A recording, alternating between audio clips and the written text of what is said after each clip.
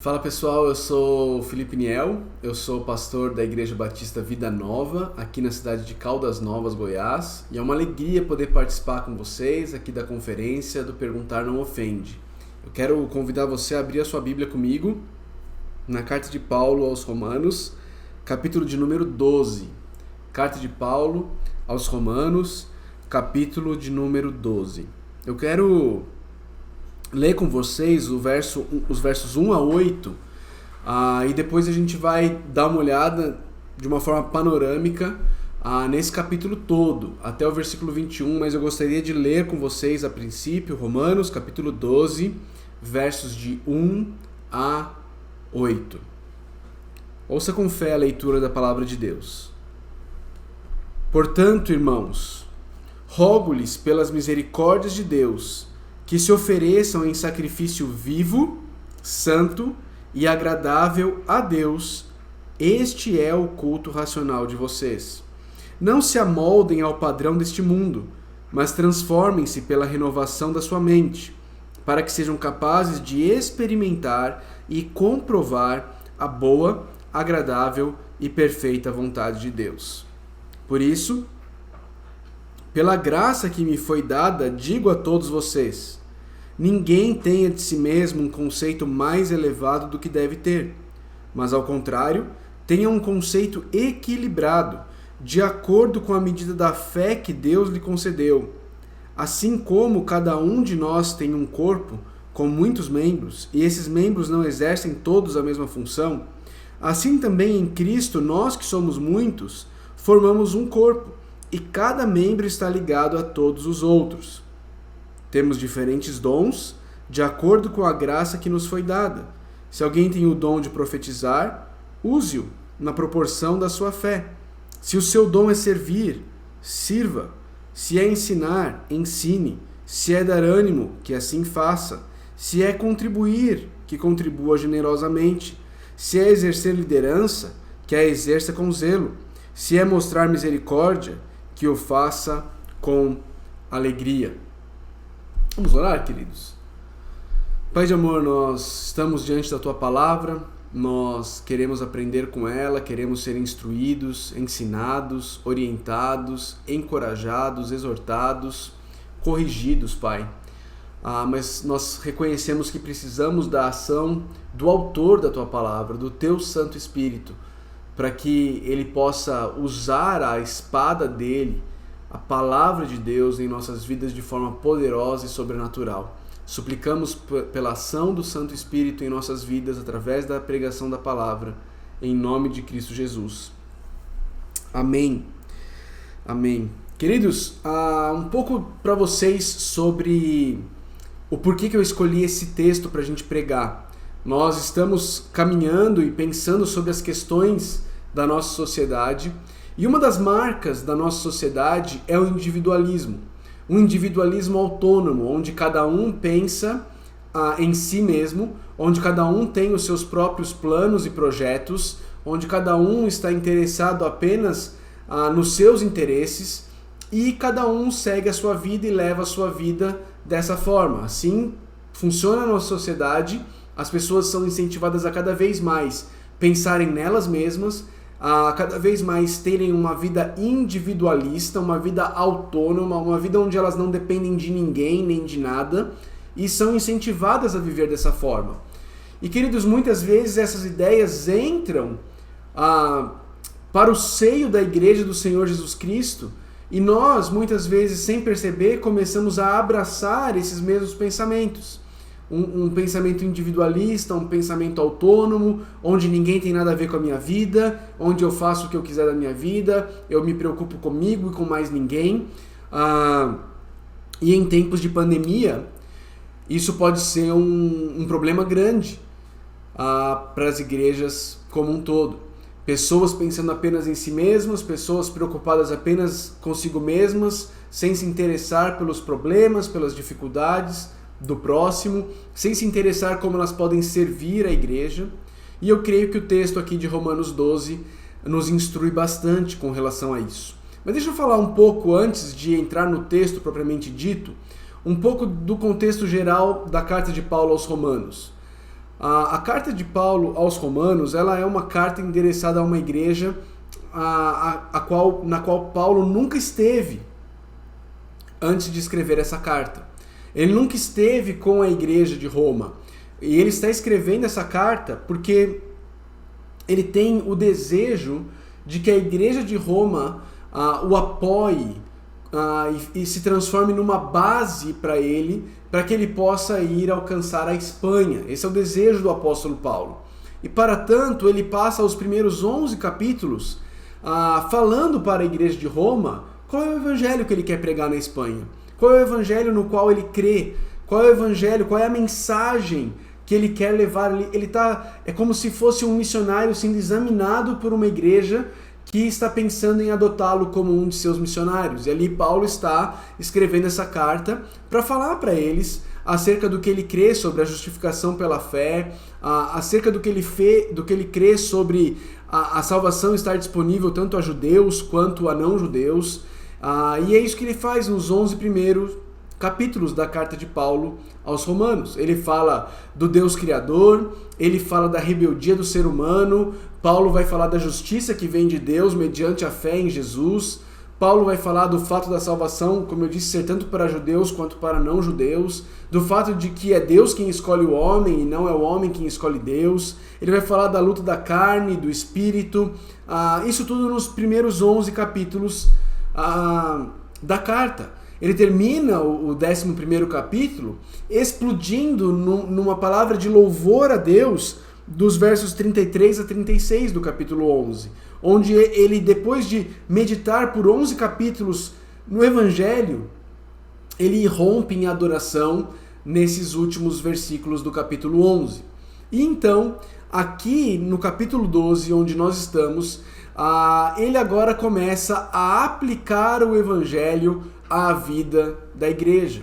Ele começa a mostrar o que esses indicativos do Evangelho que ele delimitou e afirmou no capítulo 1 a 11, como isso vai transbordar em imperativos para a igreja dos capítulos 12 em seguintes, não é? E ele começa o texto aqui de Romanos 12 com a palavrinha portanto. Essa palavrinha, portanto, quando ela aparece, a gente sempre entende que o que ele vai dizer depois disso está baseado no que ele disse antes da palavrinha portanto. Deixa eu dar um exemplo. Se eu falar para alguém aqui da minha igreja e disser assim: Gabriel, você está na escala do louvor, portanto, esteja no ensaio domingo após a IBD. Ok? Gabriel, você está na escala do louvor, portanto, esteja no ensaio domingo após a EBD. Do que eu estou falando aqui? Essa palavrinha portanto funciona de que forma? O que ela mostra? Ela mostra a razão por que o Gabriel deve estar no ensaio do louvor após a EBD. Ele deve estar no ensaio do louvor após a EBD porque ele está na escala do louvor. Da mesma forma, quando a gente lê essa palavrinha portanto aqui em Romanos 12, versículo 1, nós entendemos que o que Paulo vai falar, o que ele vai pedir aqui, está baseado no que ele explanou dos capítulos 1 a 11. E veja, ele resume isso. Vamos tentar entender aqui o pensamento do apóstolo Paulo. Ele diz: portanto, irmãos, rogo-lhes pelas misericórdias de Deus. Ora, as misericórdias de Deus é exatamente o assunto sobre o qual Paulo tratou do capítulo 1 até o capítulo 11. As misericórdias de Deus, como Deus gratuitamente nos justifica, como Deus gratuitamente não derrama a sua ira sobre nós, mas a sua justiça sobre nós. A misericórdia de Deus foi amplamente apresentada por Paulo nos capítulos 1 a 11. E ela é a base sobre a qual Paulo irá rogar, Paulo irá suplicar durante todo o capítulo 12. Tudo que ele vai exortar a igreja a viver no capítulo 12 está baseado nas misericórdias de Deus. Tem como base as misericórdias de Deus, tem como motivo as misericórdias de Deus. É importante que você perceba isso, porque entender isso, entender que tudo que ele vai pedir é baseado nas misericórdias de Deus descritas nos capítulos de 1 a 11 e que são o motivo de nós sermos salvos, a nossa justificação, a nossa união com Cristo. Essa é a base. É com base nas misericórdias de Deus que Paulo roga. Rogo-vos, pois, irmãos. Essa palavrinha rogar, ela tem a ideia de um mentor que chama o seu pupilo, o coloca debaixo dos seus braços, caminha ao lado dele, instruindo esse pupilo sobre algo. Lembra na parábola do filho pródigo? Quando o filho mais velho chega e vê o filho mais novo sendo honrado depois de ter desperdiçado metade de tudo que era do pai, e ele fica revoltado e ele não quer entrar na festa. Você lembra disso? O que acontece ali? A Bíblia diz que o pai sai da casa e ele insiste com o filho mais velho que ele entre na festa. É isso o que Paulo está fazendo com a gente. Ele está colocando a mão nos nossos ombros, caminhando com a gente, dizendo: você está vendo essa misericórdia de Deus? Você está vendo toda a misericórdia de Deus derramada na sua vida no momento da sua salvação? Então, eu quero mostrar para você como essa misericórdia derramada por Deus na sua vida deve mudar algumas coisas extremamente práticas no seu dia a dia. E então ele diz: rogo-lhes pela misericórdia de Deus. E o que é que ele pede? Primeiro, que se ofereçam em sacrifício vivo. Eu uso a Nova Versão Internacional por uma série de motivos, mas eu creio que a melhor tradução aqui não é essa. Ela não expressa de forma clara o significado do texto. Outras versões vão dizer que ofereçam os corpos de vocês como sacrifício vivo. Rogo-vos, pois, irmãos, pela misericórdia de Deus, que ofereçam os seus corpos como sacrifício vivo. Existe uma palavrinha aqui, e essa palavrinha é uma palavrinha muito importante. É a palavrinha somata, no grego. É a palavrinha corpo. Essa palavrinha precisa ser traduzida porque ela vai aparecer novamente em outros momentos do capítulo 12. E eu e você precisamos perceber essas conexões. Se nós não traduzirmos aqui essa palavrinha, não colocarmos corpos aqui no versículo 1, nós não vamos ver a conexão disso com outros momentos do capítulo. Ele está dizendo: rogo-vos, pois, irmãos, pelas misericórdias de Deus, que ofereçam os corpos de vocês como sacrifício vivo. Ou seja, baseado nas misericórdias de Deus, sobre as quais eu acabei de falar por 11 capítulos, eu peço que vocês sacrifiquem a Deus os seus corpos. Mas que seja um sacrifício vivo. Ou seja, Paulo não está chamando os irmãos de Roma a praticarem suicídio coletivo, mas é para, de alguma forma, vivermos como se nossos corpos estivessem mortos. Ok? E a gente vai tentar entender como é isso, olhando para o restante do capítulo. Vamos continuar aqui para ver se a gente consegue entender o que Paulo quer dizer. Olha o versículo 2. Ele diz: não se amoldem ao padrão deste mundo, mas transformem-se pela renovação da sua mente, para que sejam capazes de experimentar e comprovar a boa, agradável e perfeita vontade de Deus. Paulo está dizendo: olha, existe um padrão no mundo. Existe um padrão no mundo. Existe uma forma de pensar no mundo. Existe uma marca deste mundo. E a única forma de nós não nos deixarmos levar por esse padrão é tendo as nossas mentes renovadas. E assim nós vamos experimentar a boa, agradável e perfeita vontade de Deus. E queridos, normalmente, quando se prega em Romanos 12, a mensagem termina nesses 2 versículos. E o pregador ensina então que o sacrifício do corpo, ele é a nossa luta contra o pecado sexual. E que a única forma de você vencer é mudando a sua mente, é uma metanoia, não é? Acho que você já ouviu mensagens desse tipo. Eu acho até que pode ser uma aplicação desse texto, mas eu estou convencido de que este não é o foco do texto. Eu estou convencido de que Paulo, quando escreve aos Romanos, Romanos capítulo 12, e fala que eles deveriam apresentar o corpo deles como sacrifício vivo a Deus, eu estou convencido de que o que Paulo intencionava dizer ali não era falar sobre pureza sexual. Ele vai falar sobre pureza sexual em muitos outros momentos dos seus escritos, mas eu não creio que era essa a intenção autoral em Romanos 12. Eu vou tentar mostrar para você no texto por que não e qual eu creio ser a intenção de Paulo. Eu estou convencido de que não dá para entender Romanos 12, 1 e 2 sem entender e sem estudar Romanos 12, 4 e 5. E o que o 4 e 5, os versos 4 e 5, eles fazem todo sentido quando nós os interpretamos à luz de Romanos 12, 1 e 2. Vamos ver o que dizem os versículos 4 e 5 de Romanos 12. Acompanhe comigo. Assim, cada um de nós tem um corpo. Olha a palavrinha corpo aí de novo. Com muitos membros. E esses membros não exercem todos a mesma função. Lembra? Paulo disse no versículo 1 que cada um de nós deve sacrificar o seu corpo a Deus. Agora, ele volta a falar de corpo. E ele diz que os nossos corpos são formados de muitos membros, mas que cada membro exerce uma função diferente, ou, em outras palavras, que nenhum membro exerce todas as funções.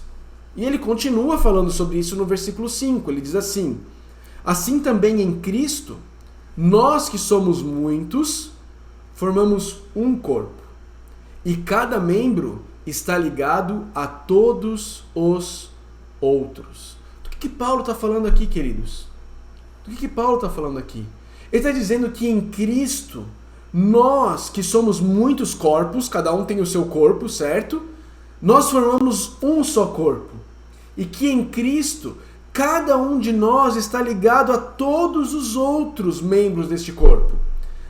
O ponto aqui de Paulo é, uma vez que você está ligado a Cristo,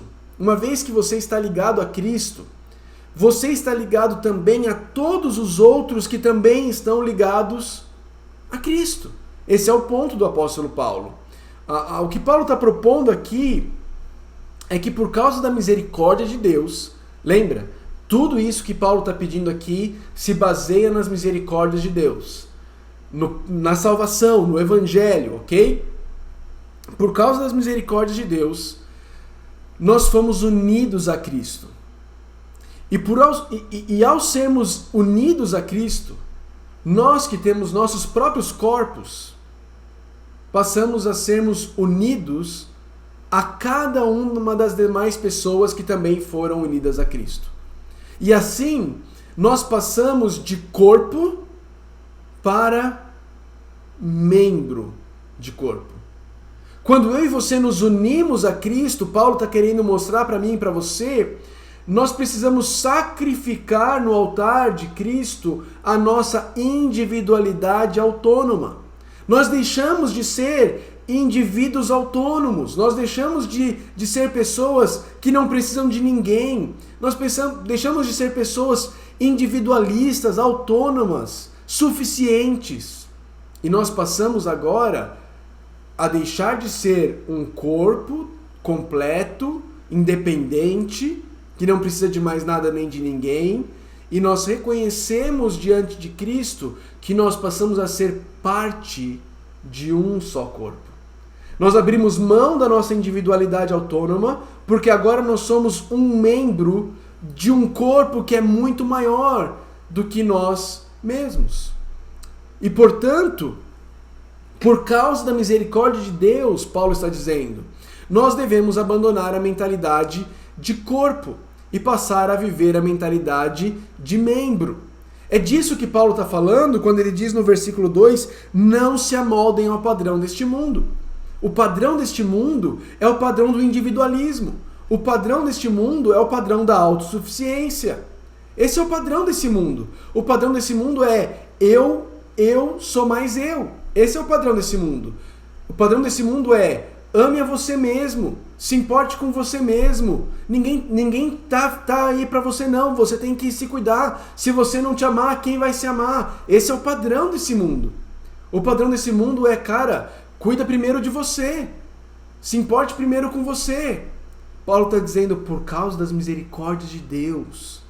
Porque Deus entregou o Filho dele para morrer na cruz do Calvário por você. Por causa da minha e da sua união com Cristo. Nós fomos unidos com outras pessoas que também foram unidas em Cristo. E agora nós formamos o corpo de Cristo.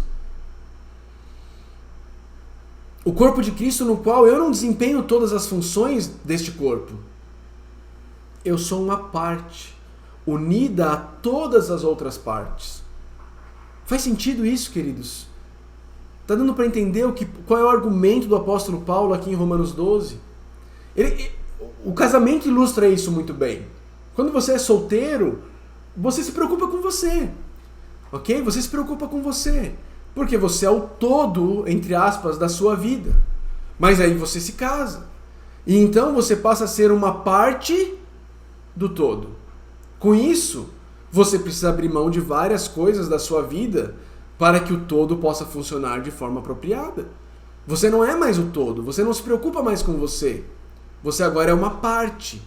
E por ser uma parte, você precisa abrir mão da sua individualidade, da sua autonomia, para você desempenhar bem a sua função como parte desse todo que é o casamento. Assim também é a nossa vida como membros do corpo de Cristo, queridos. Graças às misericórdias de Deus, nós fomos unidos a Cristo, e porque fomos unidos a Cristo, fomos também unidos a todos os demais que também foram unidos a Cristo. E agora eu e você já não somos dois corpos inteiros separados. Nós somos membros de um corpo muito maior, que é o corpo de Cristo. Amém? Louvado seja Deus por isso.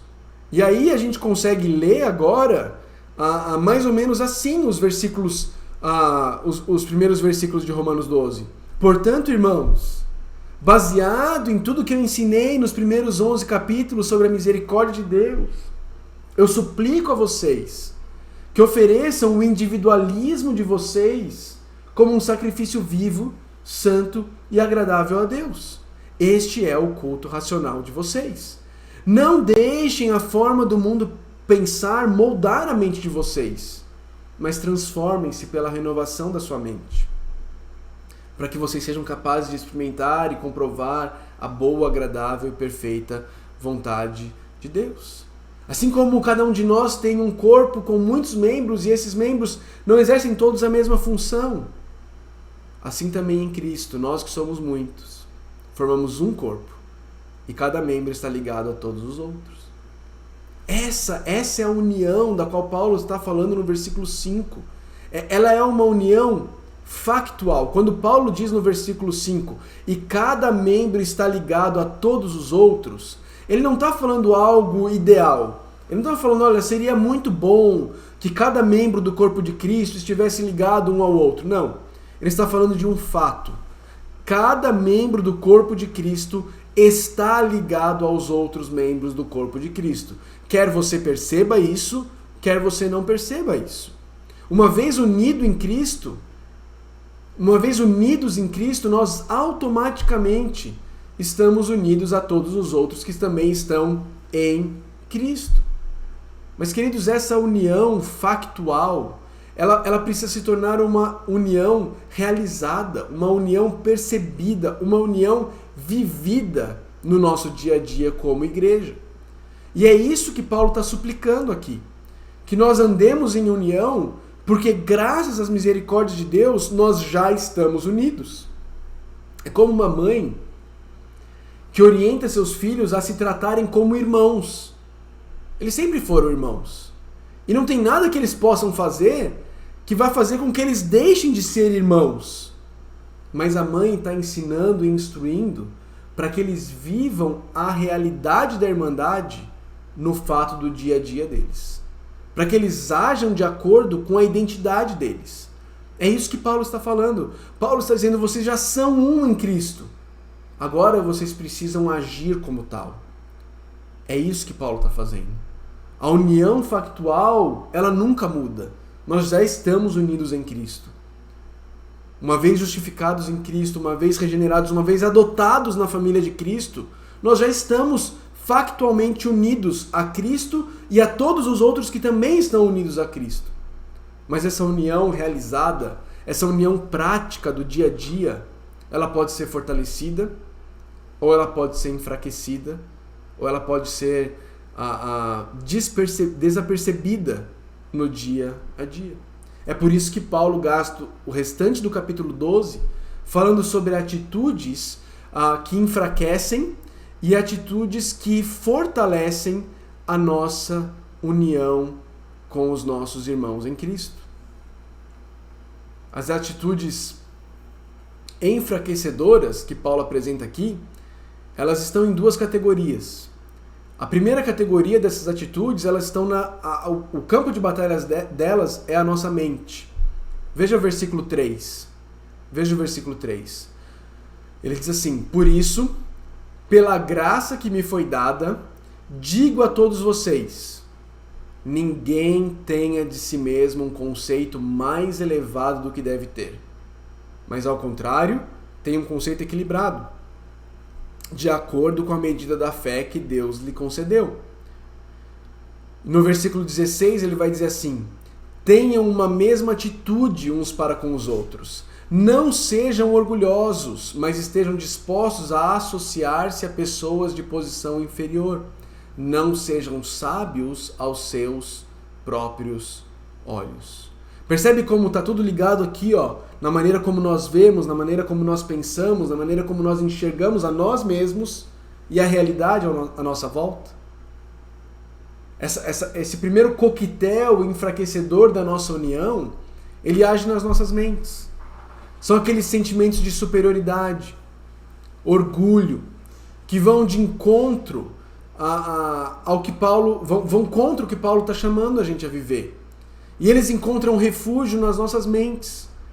E aí nós começamos a gostar do primeiro lugar. Começamos a gostar de ter as coisas feitas do nosso jeito. E passamos a buscar soldados fiéis à nossa missão e não mais a missão do corpo de Cristo. E esse tipo de mentalidade enfraquece a união e pode até mesmo dividir igrejas. Dividir igrejas. A gente vê isso acontecendo. Eu tive situações aqui no meu ministério em que eu ouvi pessoas dizendo para mim: pastor, eu odeio a irmã fulana e ciclana. Mas minha irmã, a palavra de Deus diz que se você diz que ama a Deus, mas odeia o seu irmão, você é um mentiroso, porque você vê o teu irmão, mas Deus você não vê. Como pode isso? Pastor, mas eu odeio a irmã fulana e ciclana, porque elas mexeram na minha cozinha sem pedir autorização. A cozinha a qual ela se referia era a cozinha da igreja, não era a cozinha da casa dela. Mas ela estava odiando. Por quê? Essa é uma mentalidade de pensar mais sobre ela do que ela deveria. Essa é uma mentalidade de ser dominada pelo orgulho, de ser sábio aos seus próprios olhos. Pessoas orgulhosas tendem a ser assim. Elas tendem a agir como donas das coisas. E normalmente quando elas são confrontadas, elas gostam de falar como elas se sentiram ofendidas, porque aí desvia o foco do orgulho dela para os sentimentos delas, não é? Elas precisam ser chamadas ao arrependimento.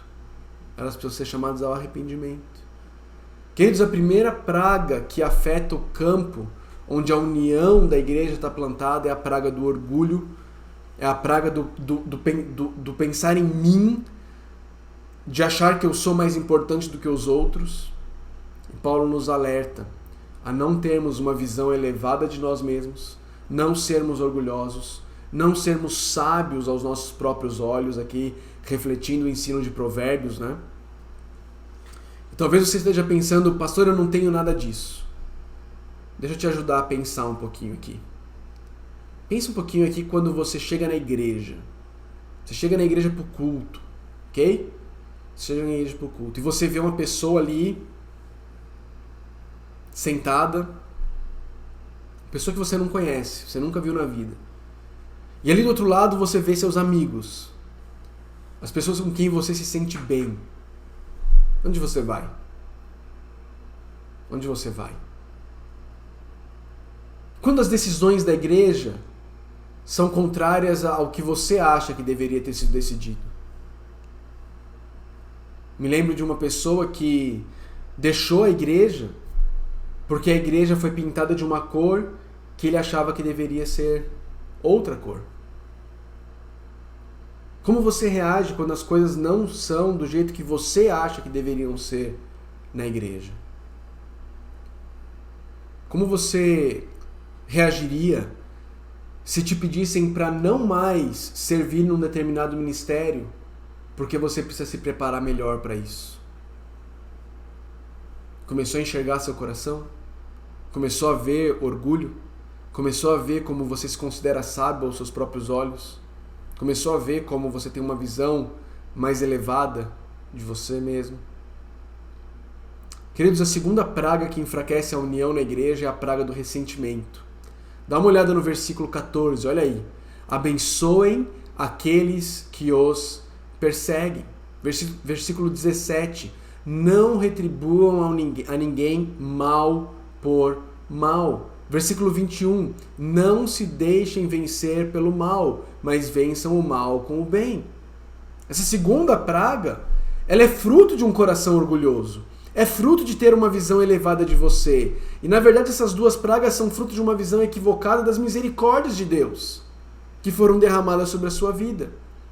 Uma pessoa orgulhosa, ela não entendeu direito que ela merecia a ira de Deus, mas que misericordiosamente Deus deixou de derramar a ira sobre ela para derramar sobre o seu Filho amado Jesus Cristo e decidiu derramar sobre ela amor e salvação. Essa pessoa orgulhosa, quando ela é ferida, quando ela é perseguida, quando alguém faz algum mal a ela, a palavra perdão passa longe da mente dela. O que ela quer é vingança. O que ela quer é vingança. E essa vingança, na maioria das vezes, vem de duas formas. Ou vem através de ataque, ou vem através de fuga. Ou vem através da ideia de se vingar de quem te feriu, talvez fazendo fofoca, talvez inventando mentiras, talvez destruindo a reputação da pessoa, talvez suscitando dúvidas sobre a pessoa na mente de outras pessoas, talvez xingando, batendo, brigando, talvez. Ou talvez essa vingança pode vir através da fuga. Você passa a viver como se aquela pessoa não existisse. Não existisse. Você ignora aquela pessoa. E por mais que você ache que ignorar tá tudo bem, você não fez nada, na verdade é uma forma de vingança. É uma forma de fazer a outra pessoa sentir o peso do pecado que ela cometeu contra você. É exatamente o que Deus não fez com você. Ele não te fez sentir o peso do pecado que você cometeu contra ele, mas é isso que você quer fazer com a outra pessoa. Paulo nos exorta, queridos, a olharmos para as misericórdias de Deus, ou seja, olharmos para o fato de que, quando éramos inimigos de Deus, Ele nos amou e deu a vida do Filho dele por nós. E ao olharmos para essa realidade, que possamos reproduzi-la em nossos relacionamentos, sem vingança, mas com compaixão, sem ressentimento, mas com perdão, sem revanche, mas com misericórdia, sem a fuga, isolamento, mas com confiança. Essas são atitudes que enfraquecem a união. O orgulho, o ressentimento. E ambas são fruto de uma visão equivocada, incompleta, da misericórdia de Deus derramada sobre as nossas vidas. Mas, queridos, nesse capítulo, Paulo também fala sobre algumas atitudes que trabalham como adubo no solo da união do corpo de Cristo. Nós não vamos ver todas, mas eu queria destacar algumas delas com vocês. Veja no versículo 6, ele diz assim: temos diferentes dons, de acordo com a graça que nos foi dada. Se alguém tem o dom de profetizar, use-o na proporção da sua fé. Versículo 7, se o seu dom é servir, sirva. Se é ensinar, ensine. Versículo 8, se é dar ânimo, que assim faça. Se é contribuir, que contribua generosamente. Se é exercer liderança, que a exerça com zelo. Se é mostrar misericórdia, que o faça com alegria. O adubo para essa união é o serviço cristão. Sirva o corpo de Cristo de acordo com o seu dom. Não existe nada pior no corpo de Cristo do que o olho querer servir no lugar do pé, o cabelo no lugar da boca. Isso gera irritação, gera dor, gera desunião. Mas como cresce unido e saudável? Um corpo onde cada membro desempenha de forma fiel a função que Deus deu a ele no corpo. Já imaginou se a coluna decidisse que ela precisava de mais visibilidade e resolvesse vir para a frente do corpo? Ou se o pé decidisse participar mais das atividades e resolvesse fazer papel de mão? Ou se o intestino resolvesse falar? Aqueles que entenderam a misericórdia salvadora de Deus cumprem de forma fiel o seu papel dentro do corpo, sem invejar a função dos outros e sem negligenciar as suas próprias.